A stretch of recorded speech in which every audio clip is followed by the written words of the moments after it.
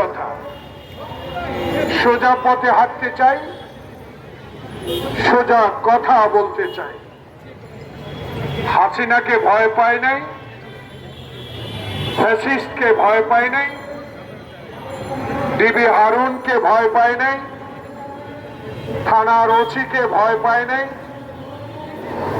DGDFI NSI যারা দলীয়করণ করেছিল হাসিনা তাদেরকে ভয় পায় নাই।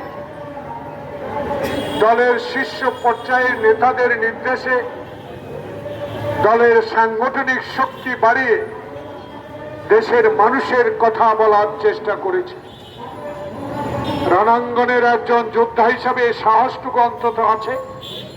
বড় নেতা হতে পারে নাই, কিন্তু একজন কর্মীর মর্যাদায় ডক্টর মোহাম্মদ ইউনূসের মাধ্যমে দেশে একটি সুষ্ঠু নির্বাচন যদি দেখে যেতে পাই, এইটুকুই আমার পাওয়া।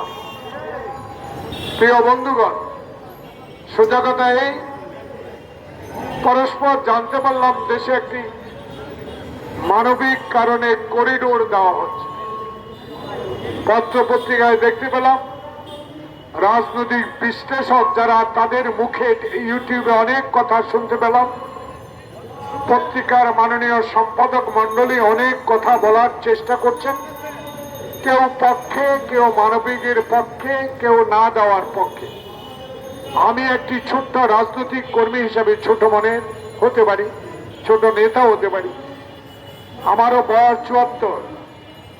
আমি বাংলাদেশের সকল আন্দোলনে সম্পৃক্ত হবার সৌভাগ্য হয়েছে। এই কথাগুলি বলার নিজকে গুণান্বিত করার জন্য নয়, শুধু মনে করিয়ে দিতে চাই, ডক্টর মোহাম্মদ ইউনূস আপনি পৃথিবীর ইতিহাসে একটা সম্মান এনে দিয়েছেন আমাদেরকে।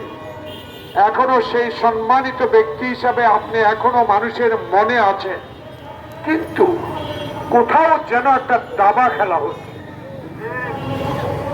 কোথাও যেন নির্বাচন নিয়ে একটা চক্রান্ত হচ্ছে, কোথাও যেন আপনাকে বাধা দেওয়ার চেষ্টা করছে। সেটা আপনাকে অবহিত হতেই হবে। আপনাকে আপনার সহযোগীরা যারা অ্যাডভাইস করেন, যারা অ্যাডভাইজার, তাদেরকেও সতর্ক অবস্থায় থাকতে হবে। দাবাটা কোথায় খেলা হচ্ছে? প্রিয় বন্ধুগণ, রাখাইনকে মানবিক কারণে করিডোর না দিয়ে তাদেরকে মানবিক সহায়তা করার শক্তি ইনশাআল্লাহ বাংলাদেশের আছে।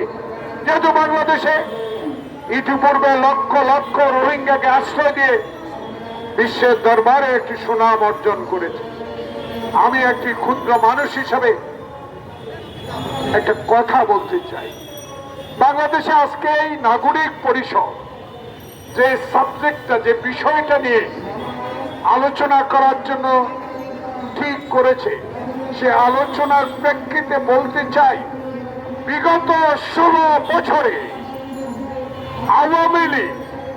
আওয়ামী লীগের নেতারা, আওয়ামী লীগের সহযোগী সংগঠকের নেতারা, সামান্যতম পদ পদবি যারা পেয়েছে আওয়ামী লীগের, তারা বাংলাদেশে যে সম্পদ লুট করেছে, যদি সরকার চেষ্টা করে এই সম্পদ উদ্ধার করে এর রাখানের জন্য যে কোনো একটা দ্বীপ রাষ্ট্র কিনে দিতে পারে।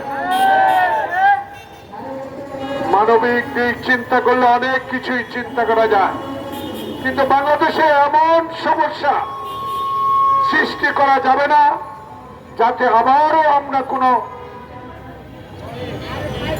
ষড়যন্ত্রে পড়ে যাই, আবারও যেন আমাদেরকে এই করিডোর নিয়ে আবার আন্দোলন না করতে হয়।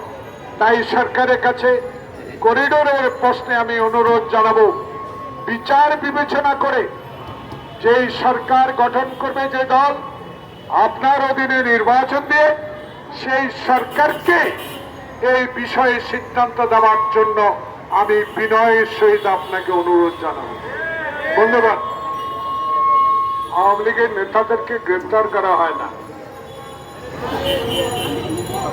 পরস্পর পত্রিকায় মানুষ বলা শুরু করেছে, আইজিপি থেকে শুরু করে, খুব ভদ্রলোক মানুষ, ডিএমপি কমিশনার থেকে শুরু করে সবাই বলে মামলা নিতে দেখে শুনে নেবেন এবং গ্রেপ্তার করতে খুব সাবধানতা অবলম্বন করবেন। অবশ্যই হাসিনার মতো করতে চান না, আপনাদেরকে ধন্যবাদ। কিন্তু বিষয়টা হলো জানেন, এই গণতান্ত্রিক আন্দোলনে বাংলাদেশ জাতীয়তাবাদী দলের সকল পর্যায়ের নেতাদেরকে বিনা কারণে, বিনা মামলায়, বিনা অজুহাতে মায়ের সামনে, বউয়ের সামনে, ছোট্ট শিশুর সামনে বিনা ওয়ারেন্টে যারা গ্রেপ্তার করেছেন, যাদের নির্দেশে যারা গ্রেপ্তার করেছেন, তারা এখনো বহাল তবিয়তে বাংলাদেশে আছে।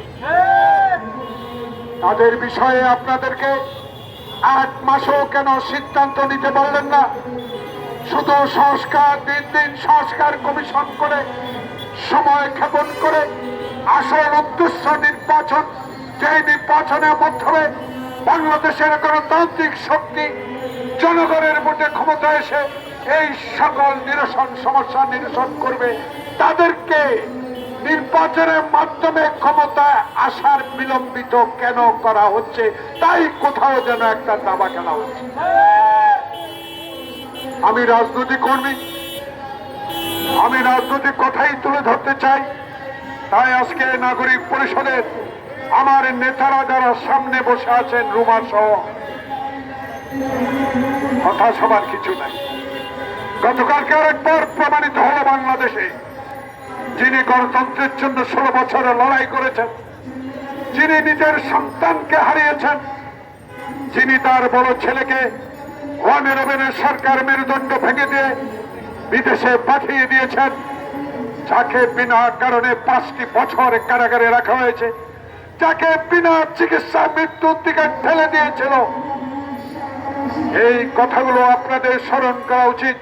তাই শৃঙ্খলা বাহিনী আপনাদেরকে, সশস্ত্র বাহিনী আপনাদেরকে ধন্যবাদ জানায়। গতকালকে লক্ষ হাজারো মানুষের রেশনের থেকে যে অভ্যর্থনা জানিয়েছেন, আপনার আইন শৃঙ্খলা রক্ষাকারী বাহিনী যেই সহযোগিতা করেছেন, বাংলাদেশ জাতীয়তাবাদী দলের একজন নগণ্য রাজনৈতিক কর্মী হিসেবে আপনাদেরকে ধন্যবাদ অবশ্যই জানাতে হয়। কিন্তু এতে প্রমাণিত হয়েছে গতকাল বেগম জিয়া যেই কথা বলেছি 82 সালে এরশাদের বিরুদ্ধে, এরশাদের দ্বারা এদেশে গণতন্ত্র কোনোদিনও ফেরত আসবে না। এরশাদ একজন স্বৈর শাসক। হাসিনাকে এইভাবে বলেছে, আপনার সাথে ঐক্য করেছি এরশাদের বিরোধী আন্দোলনে, এরই মধ্যেই আপনি আরেকবার বেইমানি করেছিলেন, তাই আপনাকেও জনগণ বিশ্বাস করে না। কারণ আপনি কার কন্যা, আপনি কার সন্তান? যেই পিতা 1 মিনিটে বাংলাদেশে গণতন্ত্রকে হত্যা করে বাংলাদেশে বাকশাল কায়েম করেছিল, সেই পিতার সন্তান আপনি। আপনি নাকি গর্ব করে বলেন, আমার বাবার স্বাধীনতা এনেছে, আমার বাবার দেশ, আমার বাবার সম্পদ, কেউ এখানে হাত দিতে পারবে না। আল্লাহর কি রহমত, জনগণের কত দুর্দর্শ আন্দোলন, এই ছাত্র জনতার মুগ্ধের রক্তের বিনিময়ে আপনি বাংলাদেশে এখন নাই। আপনার অহংকার ভেঙ্গে চুরমার হয়ে গিয়েছে। আপনি এখন ভারতে মোদির কাছে বসে এখনো ষড়যন্ত্র দাবার চাল চালছেন। বাংলাদেশের জনগণ আপনাকে আর কখনো এই দেশে রাজনীতি করতে দিতে আসবে না, যতক্ষণ না পর্যন্ত আপনার বিরুদ্ধে 100-র উপরে মামলা, সে মামলার বিচার না হবে। তাই আজকে বেগম জিয়া আবার প্রমাণিত করেছেন, গতকালকের এই অভ্যর্থনা আমরা আবার উৎসাহ পেয়েছি, জনগণ আবার উৎসাহ হয়েছে, উৎসাহিত হয়েছে। এদেশের গণতান্ত্রিক আন্দোলন ইনশাল্লাহ আবার সফল হবে। যারা 4000-এর উপরে বিএনপি নেতাকর্মী আত্মহত্যা দিয়েছেন, ছাত্র জনতার জুলাই আগস্টের বিপ্লবে যারা শত শত ছাত্র আত্মহত্যা দিয়েছেন, আপনাদের প্রতি আমাদের আশা, আপনাদের প্রতি আমাদের দোয়া থাকবে। আপনাদের রক্তের প্রতিশোধ বাংলাদেশে আসবে ইনশাল্লাহ। যদি ডক্টর মোহাম্মদ ইউনূস আপনি যদি একটি সুষ্ঠু ভোট, দিনের ভোট দিনে করে দিতে পারেন, বাংলাদেশের পছন্দের মানুষ, বাংলাদেশের মানুষ পছন্দের দলকে ভোট দিয়ে ইনশাল্লাহ নির্বাচিত করে এই দেশে একটি সংসদ করবে।